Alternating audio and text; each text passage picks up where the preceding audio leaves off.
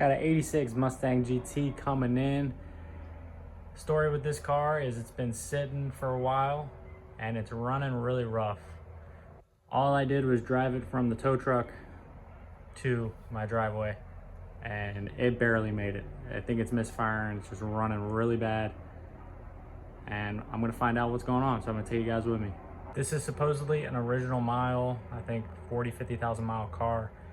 Still a quick walk around. I'm gonna start it up and see if you guys can hear what's going on. See if it even wants to start.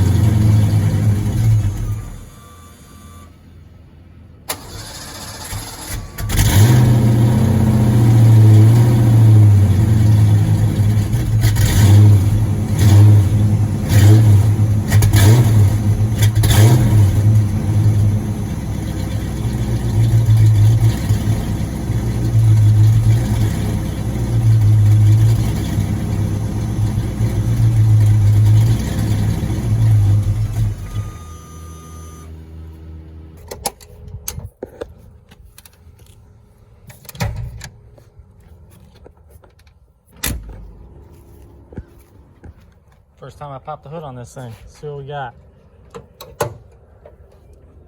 All right, so definitely some originality to this car. Definitely some original parts, because if you check out these hose clamps and these hoses, and then the AC still has the Ford part number on it.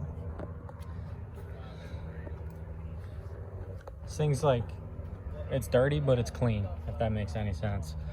And check out that hose right there, original hose. Yeah, this thing's pretty clean. Also, if you just look at the wires, like look how clean the color is on these wires. They're not faded. I mean, they're nice bright colors. Just look at the hood liner, man. All right, so this thing definitely runs. It sounds pretty good once it gets going. It's just hard to start it. So I'm gonna do a couple checks first. I wanna see if I can pull some codes. And then I also wanna check my TPS voltage, check fuel pressure, see what the fuel looks like, check a couple of my grounds, the ECU, make sure none of them's corroded or rusted out. Those are just some simple checks before I really dive into this thing. So let's see if I can pull some codes. Sweet, it's right here.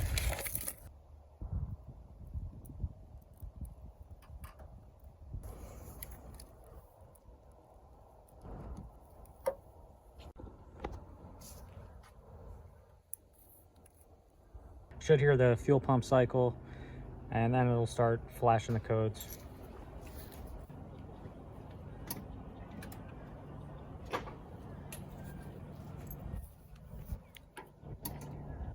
There we go, saw a flash. All right.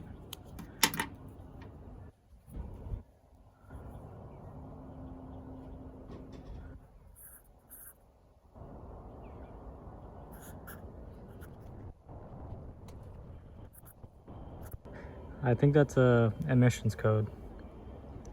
One.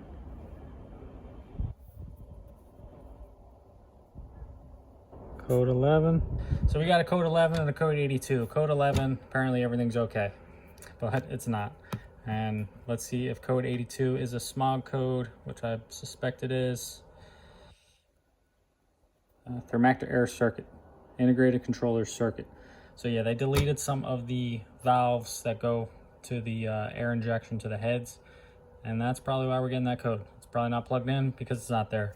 But this shouldn't tell us why it's running like crap. That shouldn't have anything to do with that. So yeah, tried to run the codes. We got something, but that's not really helping us. So I'm gonna do my other checks like I was mentioning, see where we can see if that'll tell us anything else. All right, check your TPS. I'm gonna tap into that green wire on your connector here.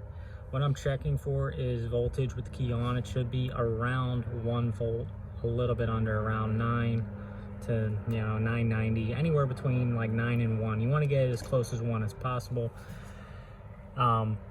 Grounding it out, you should probably ground it out to the sensor, but you can ground it to the engine, it's fine. I'm just going to take a voltage reading on that green wire, make sure that it's within spec, and also make sure that it actually climbs smooth when I hit the throttle. So we got a good voltage reading there. Now watch what happens when I hit the throttle.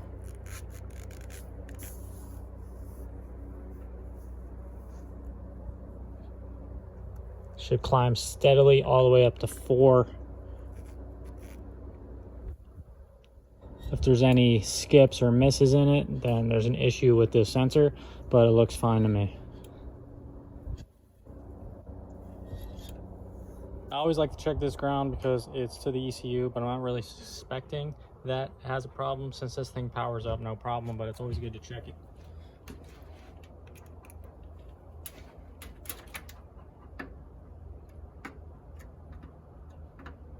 That thing's good. No problem with that. Also, another fun fact to tell if your car is low miles, these clips, it's interesting to see these clips here. Usually they break off. These little clips hold the keepers for your fuel lines, and this one still has it on both of them on the top, and then on the ones in the bottom as well. Pretty cool.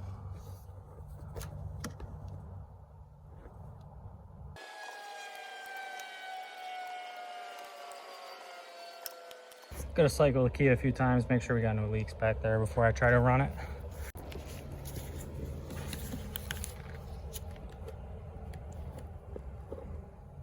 Looking good. I don't smell any fuel. All right, while I set you guys up here, I didn't hear the fuel pump for a second, and then I heard it. It was very low, and we didn't get any reading on the gauge. So I'm gonna cycle the key and see if we're getting anything on the gauge here.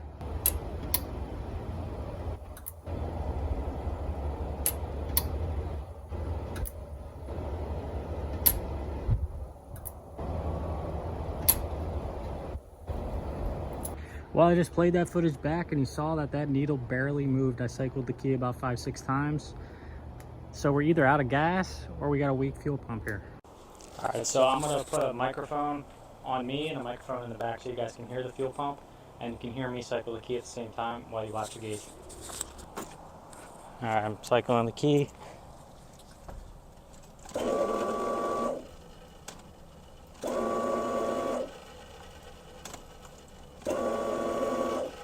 Fuel gauge, my driveway is a little bit of an incline, but we're showing just under a quarter tank.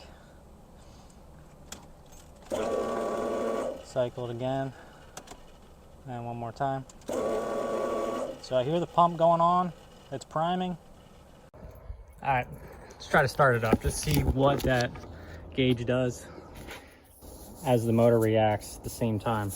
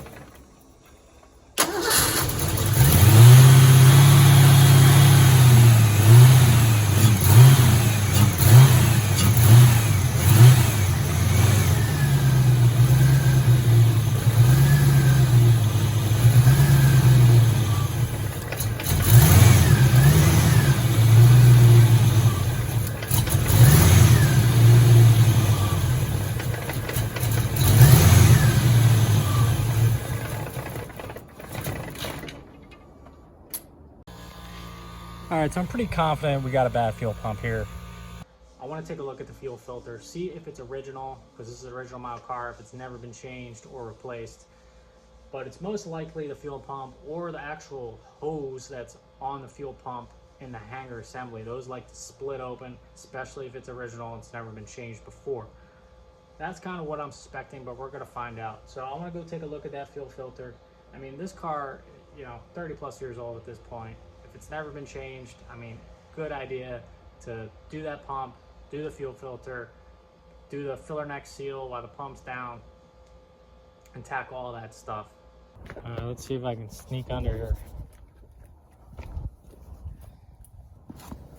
Shelby, move my wood out the way. I'm not trying to get run over today.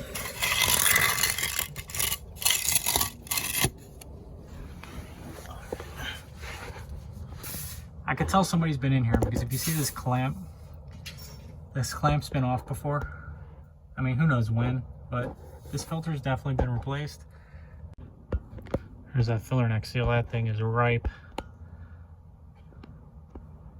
This thing's probably never been down before. Look at that bumper support, man. Clean.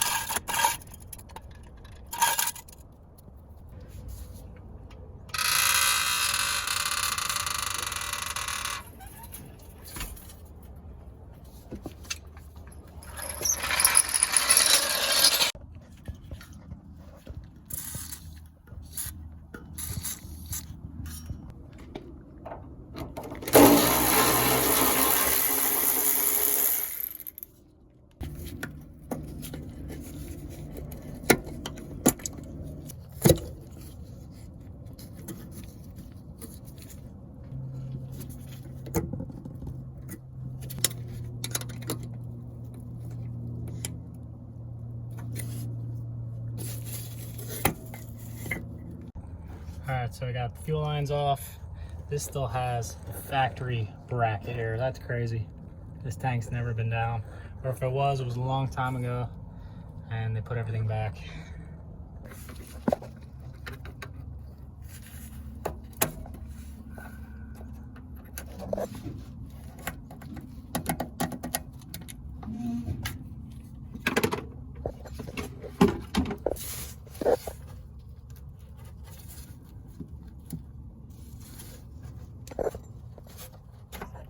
There it is, there's a little bit.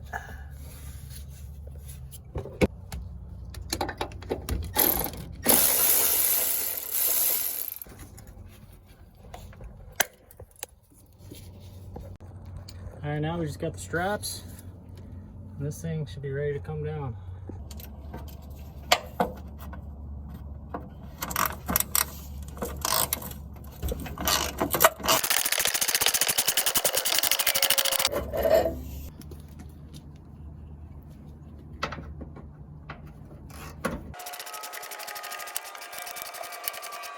Alright, this filter might be done dripping here.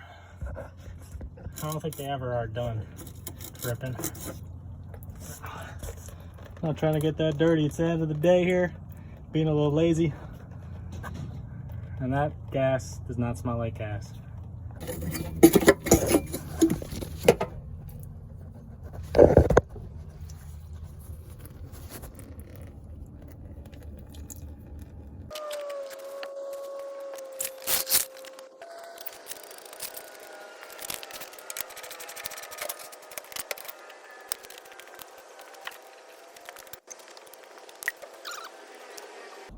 We got some kind of nest in here.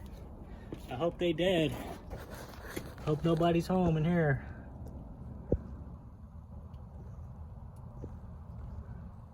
So now I gotta work this thing down. Well, not trip over the jack at the same time. Get this out the filler neck. It's already coming out right there. Wiggle it out.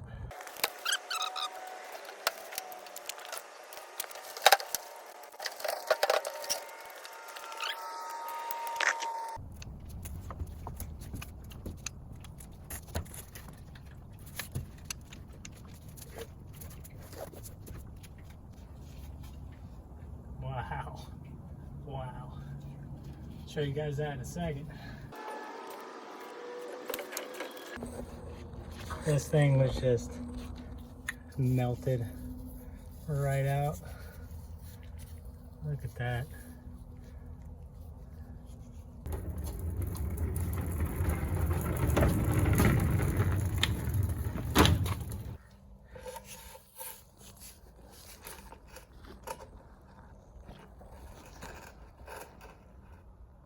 Oh yeah, that hose. Looks like I called it. I don't know if you see right at that bottom clamp. It's broken. Thing is withered away.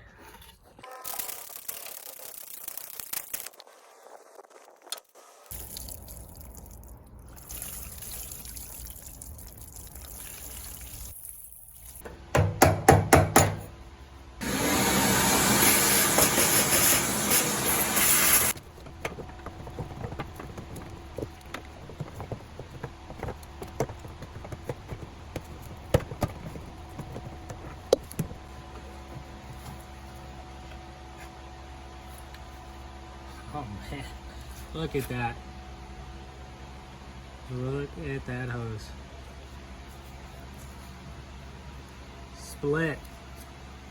Oh my gosh, this thing's done.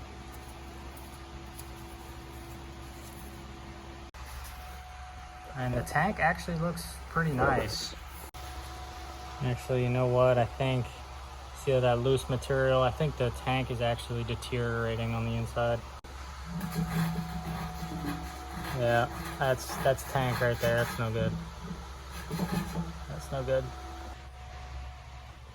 A little bit of rust starting on the top there. Yeah, it's starting to fall apart in here, so we got this thing out. Might as well replace the tank. Pull out this sending unit too.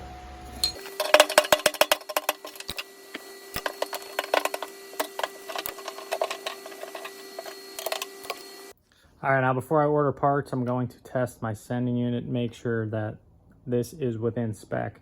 If I can keep the OEM parts when I can, I prefer to do that.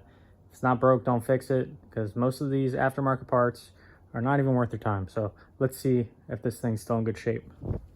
I'm just testing with resistance here. So I'm going to the wire that's going to the actual sending unit. It's my positive.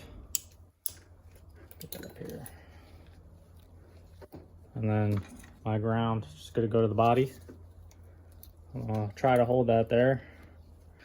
With 83 to 86, the resistance is different than 87 to 93. I should be showing 73 ohms full, or sorry, empty, and 10 ohms full. Right now we're at 80 and we're empty. So that's within about 10% of the spec. So I think we're good there. Let's see how this thing, how smooth it is as I fill it with gas.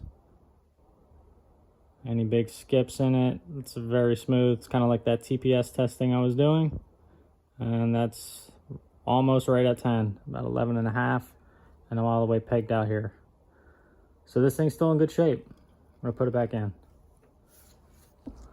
All right, got all our new parts. Got a new Walbro pump assembly kit, a new fuel pump hanger, new seals, our vapor valve seal, some hardware, some of our old parts. I got a new filler neck right there, a couple of the seals, and I got a new Motorcraft cap and rotor and a Motorcraft fuel filter. Let's get this thing going. This thing actually cleaned up pretty well. I've tried to get all the rubber that was stuck on here. I remember I actually worked for the shop once and we were pulling the tank down and this tip actually broke off. And instead of replacing this thing, the owner just decided he wanted to super glue it back together. I didn't really work there for that long. So just be careful when you're pulling your tank down, you don't break that. And if you do, just get a new one. And I got a brand new fuel tank here. Let's check it out. I actually did a really poor job packaging this thing. There's a bunch of holes all over it. When the FedEx guy dropped it down, I heard the whole thing go boom. There's just no packaging in here. Just a warning, guys, when you order these parts, like, look at this. Look at this. That's supposed to be bent, so it's not like it's damaged, but I mean, just be aware when you get these parts. Nobody cares when they put it in the box. I did see a little dent, kind of hard to see from this angle. So a bit of a dent right here. I'm gonna try to pull that up, but it shouldn't affect sealing. It's just, I have high expectations for these parts. You know, if you spend money on this stuff, it should be 100%. You shouldn't have to be modifying stuff, but that's the name of the game nowadays. So I'm gonna get this thing out, load up the fuel pump, get everything, all our parts together. Just noticing something about this fuel hanger. This guy is sticking way out. That might give me some trouble putting it back in the tank. Well, let's try it.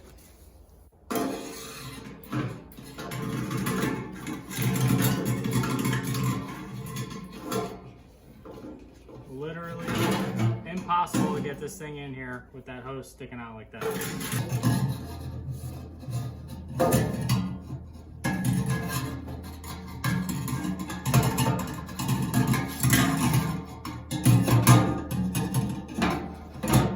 No matter how you bend it, it ain't going in. So,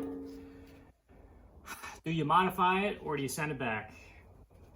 And if I tell them, hey, you know, your part doesn't work, doesn't fit, they're not gonna care. They're not gonna go and fix the product so it's better. They're just gonna keep trying to sell them until they run out. And maybe they'll update it, but literally, like, all you can do is just stop buying parts from these manufacturers, from these sellers. It just, you know, it really sucks. Like, you don't know until you get it in your hands. But this is just the name of the game, man. The only other thing is, can I clean this up? Can we get some of this corrosion off of here and see how this thing cleans up? I also have another one, another used one I'm gonna go take out. And I'll probably use the best one that I have out of the two. All right, here it is. It's important to not clamp these clamps too tight to where you bite into the hose. I just like to get it snug to where they don't turn anymore. And also keep in mind, I think with just these early hangers, that positive can get pretty close to those clamps. So just keep an eye on that. Keep them away from that positive. You don't want that touching.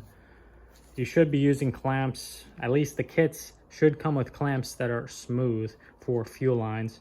But then again, there's just another parts thing. But there it is. And then I'm gonna put the sock on, or the filter. And just keep in mind when this is sitting in the tank, and that this is forward front of the car, this is going to sit like this. And if you notice that the hanger is off to the side, just know that that's how it's going to sit in the tank, in the baffle. So this filter is going to go on something like that.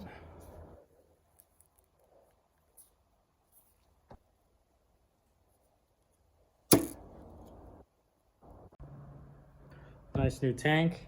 I think these baffles are a little smaller than the factory ones, so it could be a little tricky to get that in there. Just gonna put a tiny bit of grease up here for this O-ring, just so it can give it some room to move around while I'm getting it in there and I don't pinch it or break it.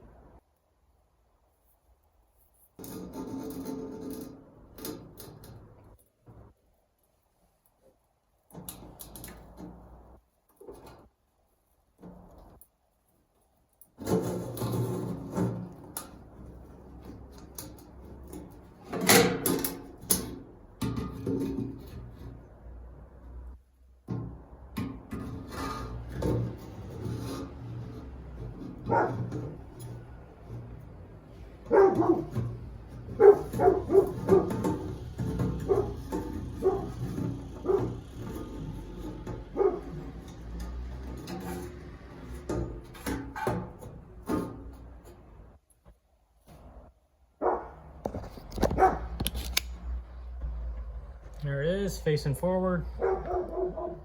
And there it is in the tank. Sock stayed on. Looking good.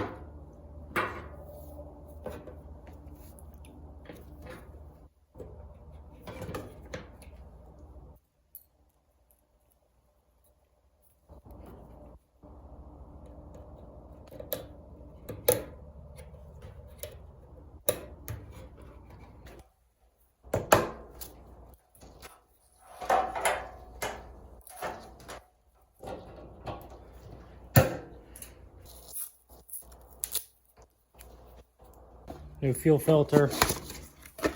Nice Motorcraft fuel filter here.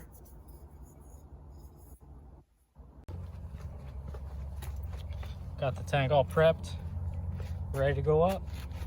I'll get back with you guys when I got it installed.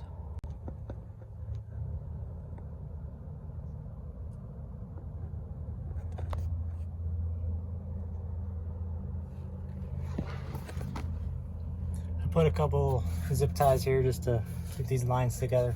I broke that little factory bracket. I'm sure that's why they're all missing, because they all break. That plastic just gets so brittle. But this thing's not going anywhere. It's solid. That's that. Coming around, here's a new filler neck and the bracket. These tanks fit a little tight here with their fuel lines. Just be aware of that when you're putting them in. They still got some wiggle room here, but it's definitely a little tight. And then there's our harness.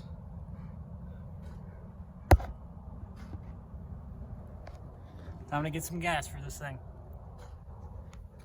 All right, I just put about 7 gallons in there. Got to change that cap and rotor, check for leaks, and fire this thing up.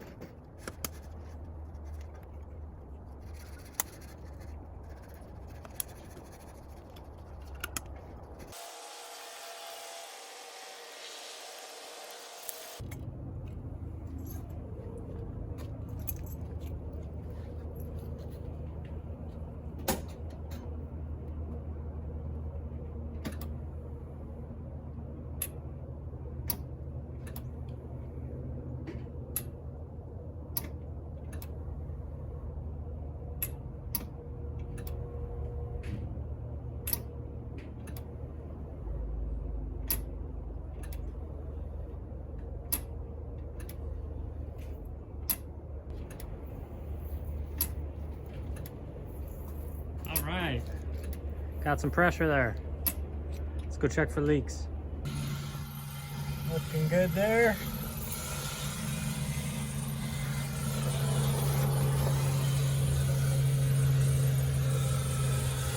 Looking good here.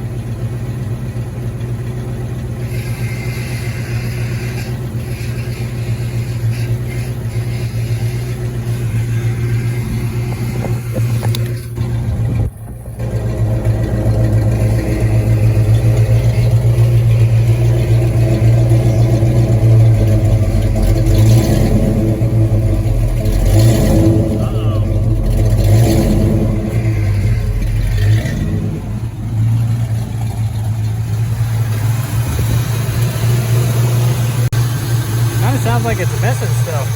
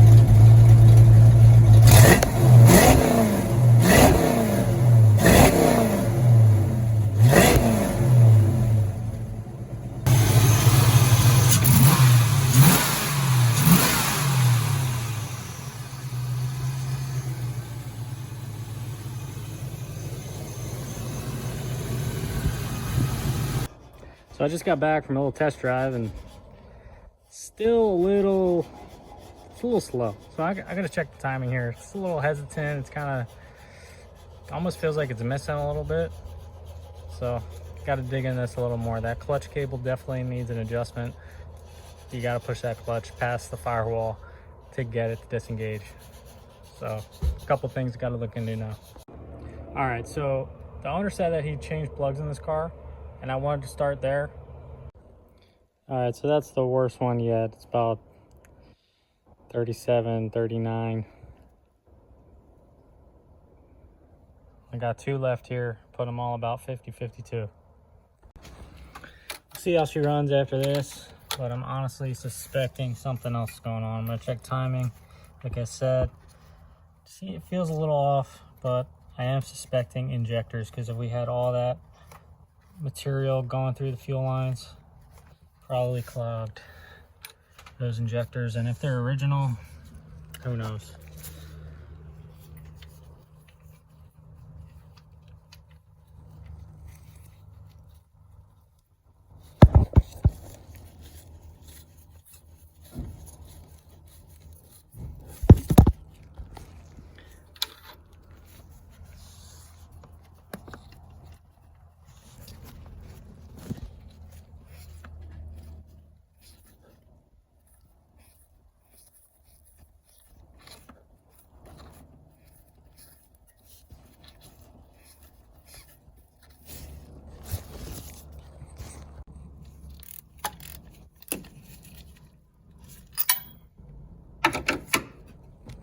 I was just taking a look at the wires, and number 8 got a little bit of a problem there. I'm gonna check out the other ones. That might have been number 7. Here's number 8.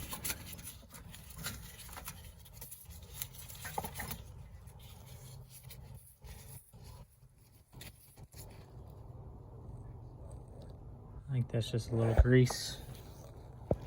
Let's see if I find anything on this side.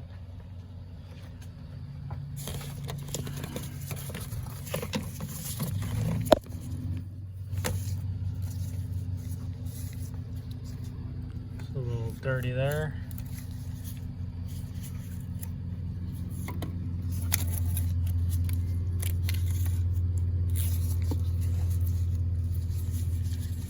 So far, so good.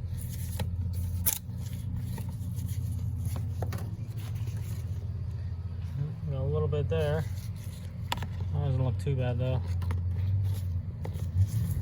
I do see something else in there. Oh yeah. Yep, that'll do it. There it is with the boot off. Looks like it's all the way through there.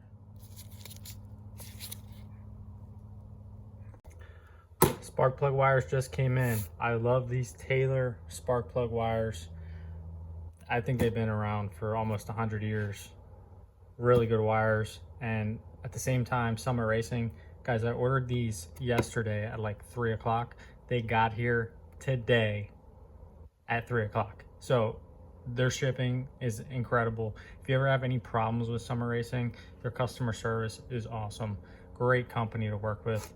I always love ordering my parts there. Highly recommend it. There's a part number if you want to check them out.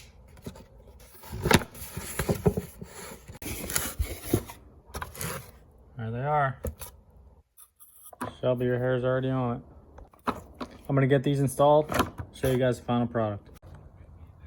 Now what's great about these wires is the angle of the boot, especially with BBK headers or any type of equal length headers. They're very tight in here, so they're nice out of the way, give you plenty of clearance. Still gonna put the boots back on, but it's just another reason why I like these wires.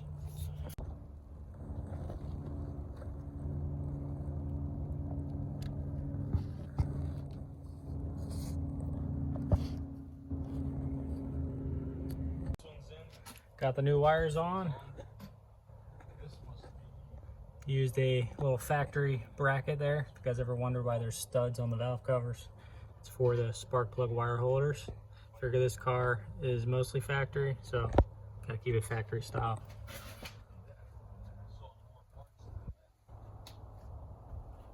I'm gonna go drive this thing, get it hot, come back, check the timing, see how it's doing.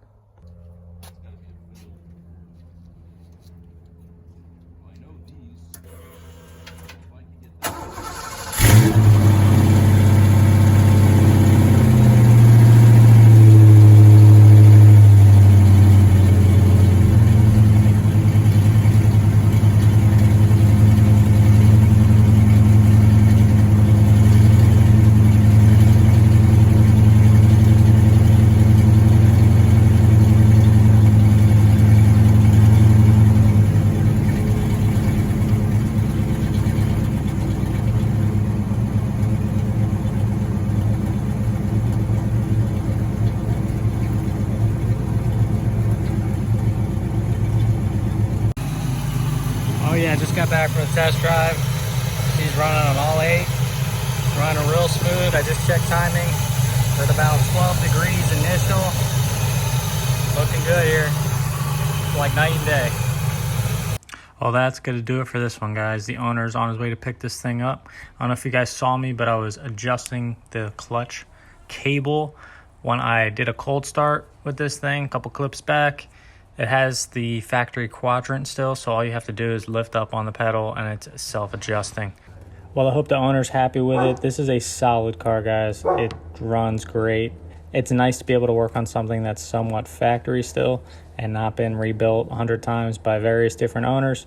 There's very few out there like this still, survivor cars. So if you get a chance to buy one or drive one, you'll see the difference right away. I will say it was a nice break from the transmissions, but time to get back to them. Thanks for watching, guys. I'll see you on the next one.